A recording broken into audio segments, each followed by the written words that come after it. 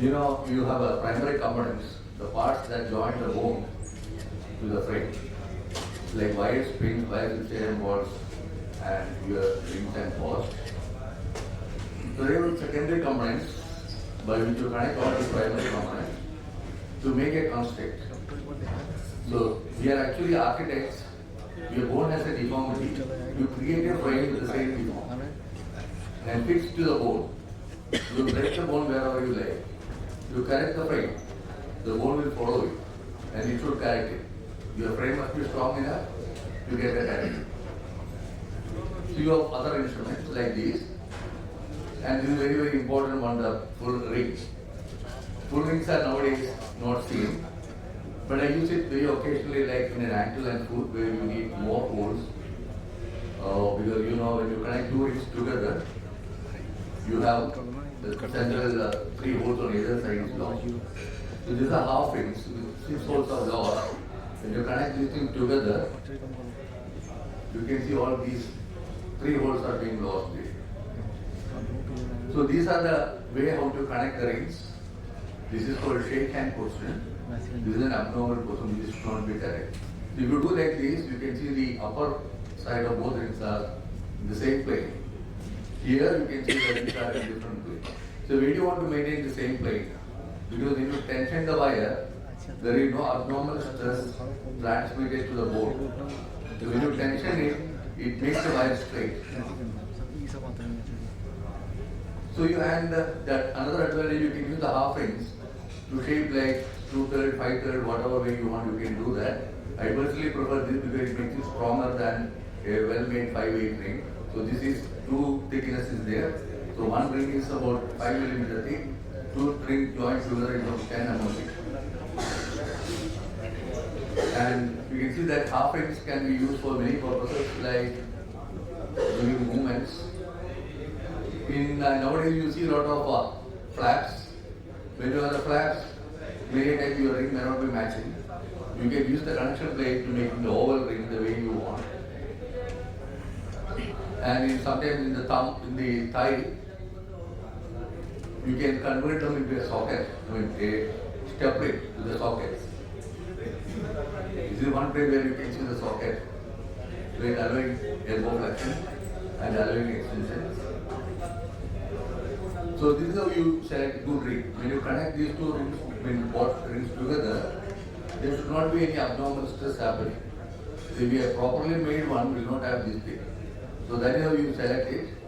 And always see that the holes are all well aligned. So don't try to mix many different companies. Nowadays, there is no standard. Each company makes their own way of doing it. Don't try to mix 150 ring from one company to the other company. Check all your instruments, because when you do transport or movement, this creates a lot of stress, and you bend the rods, and you bend the rod means you will bend the bone. And this is the workhorse again, a cannulator wire fixation board. And always see that 40% of the hole is in the head and 50 to 60% is on the neck. So that is how the catching onto the ring takes place.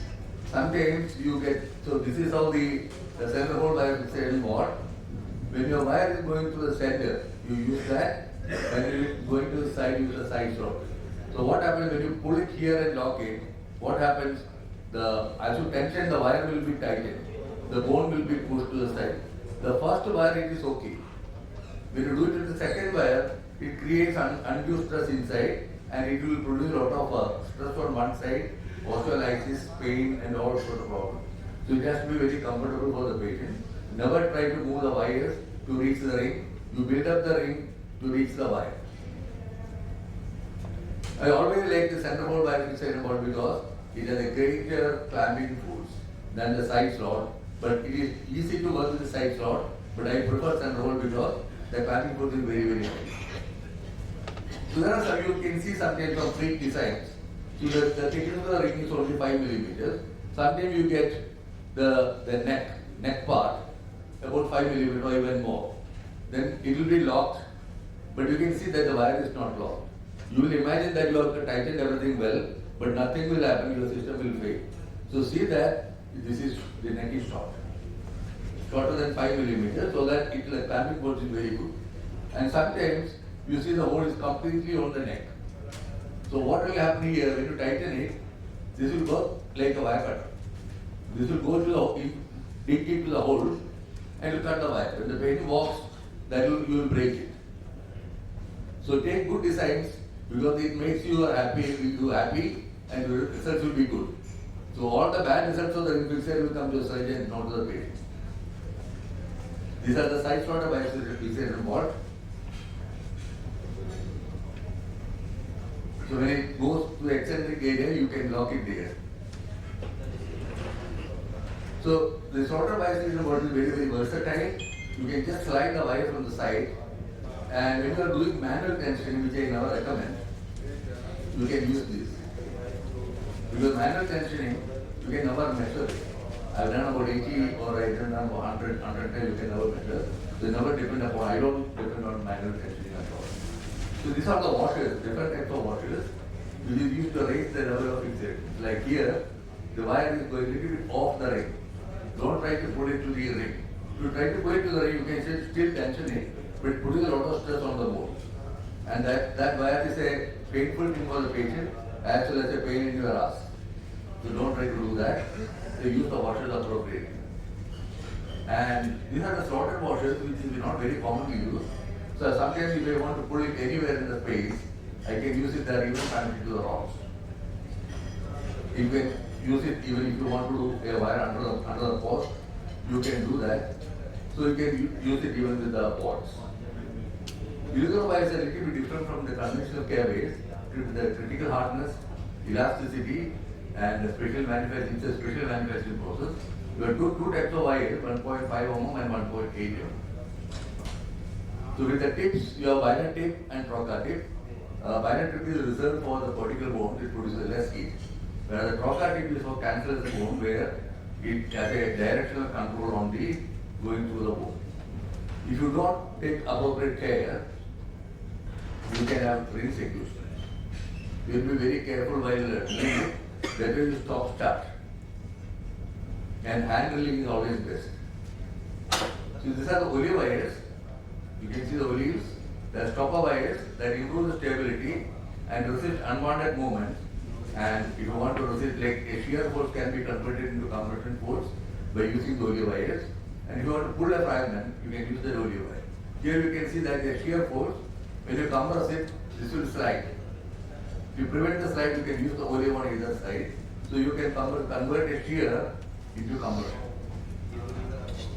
So now, hand spin. Hand spins are the parallel threads. Nowadays I use hand spin only for kids. And nowadays I do mostly conical pins, which is, the thread is conical. You need a pre-drilling, you cannot back it. It's only one way going. There are so many pin fixation clamps. AO clamps can be used for that when it goes by the side of the hole. So you can use, just disconnect the AO clamp and take these two flat pieces and connect it. And you have ranjo pins. So ranjo, Los Amigos Medical Center come out with ranjo cubes to fix half pins in any hole of the ring and post. So that is the advantage of putting ranjo cubes. It increases the hold and span without any soft tissue impairment. So these are the clinical use of ranjo cubes. You can use in such a small one ring, you can span the bone that much. So it gives purpose of two rings without any soft tissue impairment. Because if you use a wire, it will go through the soft tissue there. The one pin will block there. So these are the threaded rods. The workhorse of the system, 6 mm rods, which is 1 mm. It creates forces in its longitudinal axis to distract. So the male and female post. When you use the post for putting wires, you less tension. So these are the way how to improve the tension improve the hold with the wire. So these are the posts. The hinges. Right. These are the hinges. You can see how this axis is aligned. Here the axis is different. So your connection plates, you have again two-step plate, you connect oblique rings together like this for distraction. Sockets and bushings I already mentioned about it, how to use the sockets. And you can use the socket for tensioning the wires when they are next to or occupied by something else. Vertical washer is for fixing the rings in the oblique direction. You can connect it and your nuts and bolts and spanning. And I always recommend use the wire tensioner. And for the proximal femur, you have special devices. Nowadays, I don't use the Italian arches anymore. I use only Indian arches. These are multiple holes, and you can connect your oblique support wherever you like. And this is 6-year-old of non-union, how it is being treated with that. Thank you.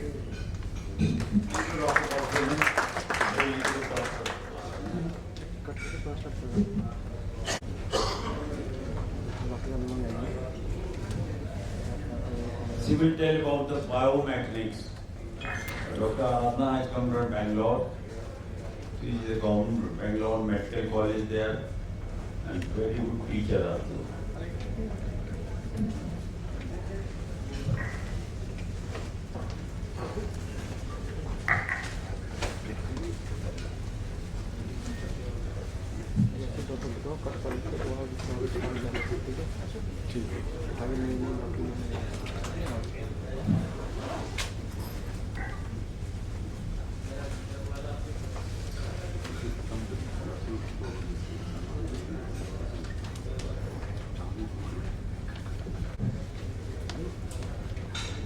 Good morning to one and all. I thank Manish Dhawan sir for giving me opportunity to talk on this topic. Honestly telling, in my DG days I never used to like biomechanics, but of late when I started doing cases, this topic is very important part of any fixator. I have not restricted myself for ring fixator alone, so I will be telling regarding LRS as well as normal fixator and Ilizarov fixator. So why we are even reading about biomechanics, because external fixator mechanical characteristics may influence fracture site biological environment, which will determine the outcome of any surgical procedure which we are doing, and that is important for us. So external fixator should ensure two things. One is it should remain well aligned during the healing process.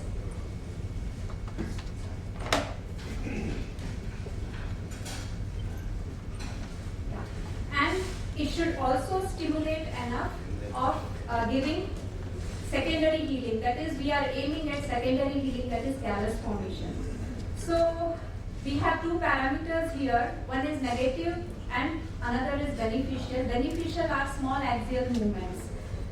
Negative parameters are bending and shearing forces and large axial movements, which we are supposed to negate them with our fixator. So if we give very rigid construct, what happens is it will cause very minimal fracture displacement, but it maintains alignment.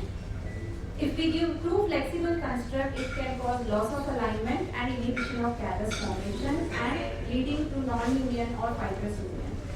So I went through many articles. They say that direct bone healing occurs when the strain is 2 to 5%.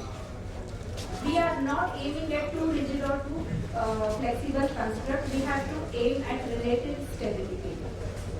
So fracture gap movement of 0.002 to 0.001 meters in amplitude can allow callus formation. That is what we are aiming at. And strains of 5 to 15% helps in callus formation. That is what we are supposed to aim at. So the biomechanical principle is interrelated. So we are supposed to learn regarding transosseous element, the bone and the fixator. So we will go with relationship between transosseous elements and surrounding tissue. This is very, very important and most neglected part. So I will give some more time to know regarding this. So why it is necessary? The main aim is to give a very good bone metal block. This is a prime important part in having any fixator. So the factors affecting the formation of bone metal block is pin geometry, thread design, biomaterials and insertion techniques. So follow the appropriate size of the pin has to be chosen, the proper pin design has to be chosen, the size of the pin should never exceed 20 to 30% of the bone diameter because there is high risk of stress fracture. So hydroxyapatite coated pins definitely we can use when there is patient is elderly and poor bone quality. It can give better pin bone interface fixation. Conical threaded pins, these are very, very important, especially dealing with non-union cases and when you want to have a longer duration of the frame, because it gives what is called as radial preload. Radial preload is important. I will be explaining in the further slides. It gives a very good, good screw bone contact because it has gradual increase in the thread diameter. So material, titanium is always good. It is expensive though. It has lower modulus of elasticity. It forms a titanium oxide layer which is bactericidal as well, hence lower rate of insects. So follow proper drilling method to avoid bone necrosis, which is very, very important because long duration of Ilizarov frame depends entirely on how the pin is in the bone. So pilot hole diameter should be equal or slightly less than the pin hole, and insertion of half pin should be through both the cortices. It should never be unicortical. Now what is preloading? Preloading is pre-stressing of pin bone interface in a circumferential fashion. There should be a slight mismatch between the hole diameter and the pilot hole. Why this is important? Because it increases the insertion and removal torque, but the mismatch should never cross 0.4 mm. If it crosses 0.4 mm, there is a chance of stress fracture. So self-drilling pins is not a good idea, especially when we are in the beginning of the career. So wires, Vasu sir has already explained regarding which tip has to be used and proper drilling method. I will not go into detail of that. It's a very good clinical practice of regular tightening the device, especially when the patient comes for follow, because junction of fixator clamp and shank pin is the weakest part of the monolateral system, which has to be taken care whenever patient comes for follow. So hence, if this is loose, there will be decreasing overall fixation. Even loss of wire tension can happen, so retensioning during each follow-up is a better habit which we can have. So stability of frames, I will take a few more minutes to explain this. If we see monolateral frames, that is, let us take a concept of 4-pin frame. So this is subjected to axial loading, which is asymmetric. It demonstrates cantilever bending. So I will explain this with the example of this picture. Here X and A represents the total length of the shank spin, W represents or omega represents the weight being transmitted, and we see the Y is the deflection occurring in the bone. And this study is a single pin study with a connecting rod. So Y deflection, we do not want any kind of deflection which will loosen the pin. So Y depends upon the total length. In total length, what we can manage, how can we reduce the length is getting the connecting rod near to the bone. So A is that length. If we reduce that, the deflection reduces, and Y is inversely proportional to modulus of elasticity of the pin, which and also the radius. Radius is nothing but moment of inertia. Moment of inertia is directly proportional to radius. So increasing the radius and increasing the Young's modulus can reduce the deflection. So this is regarding a single pin construct. So overall frame stability also depends, it is given by a formula Z. Z depends upon the body weight, which we cannot alter. It depends upon the distance, that is the A. A is effective pin length and B represents the effective pin separation, and it is inversely proportional to modulus of elasticity of the pin, modulus of elasticity of the rod, and diameter of the rod and diameter of the bone. Hence, in nutshell, if we have to increase the stability, you can increase the number of transosseous elements, pin separation, pin proximity to the fracture site, increase the diameter of the pin, reduce the bone bar distance, double stacking, and increasing the diameter of the connecting rods. So, yes, regarding ring fixator, you can increase the angle appropriately, taking into consideration the neurovascular issue as well. Ring fixator also has an advantage of using olive wires or drop wires to increase the stability of the frame. If we see the last two pictures, the last second picture represents that the angle between the two wires is less, and hence the forces are acting and the frame can wobble. But if we use olive wires which can stop on either sides, that will increase the stability. So another important thing is centering the bone in the middle of the ring. Sometimes it may not be possible.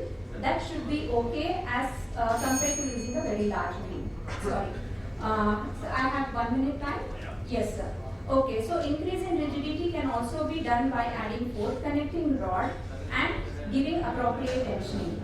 So another important thing is intrinsic stability that can be achieved by controlling bone fragment position, having a good opposition at the fracture site, and another important is if the fracture is too oblique, you can use pins parallel to the fracture. That is, if the fracture is 30 to 60 degrees, they are called as tirage pins, which will nullify the shearing force.